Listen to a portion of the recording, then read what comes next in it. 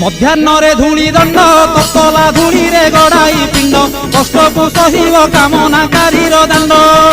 ଧୂଳି ଦଣ୍ଡକୁ ସାରିଣ ନଦୀ ଅବା ପୋଖରୀକୁ ଯାଇନ ପାଣି ଦଣ୍ଡ ସାରି ବାଲୁକା ବୁଝିବ ଜାଣ।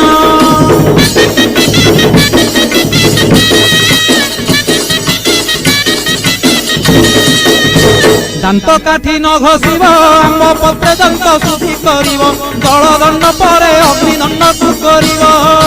କହିଁ ପରେ ଜଳକିଆ କରିବ ନବାତ ଗୋରସଲିଆ କାକୁଡ଼ି ନଡ଼ିଆ ପୂଜା ଦ୍ରବ୍ୟ ହେବ ଯାହା।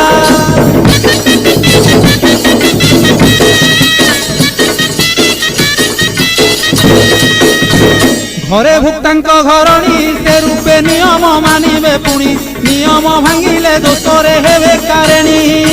ଭୁକ୍ତା ବିଭା ନୋହି ଥିଲେ ମାତା କି ଭାଉଜ ପାଳିବେ ଭଲେ ସଂକଳ୍ପେ କାଟିବ ପାଳିବ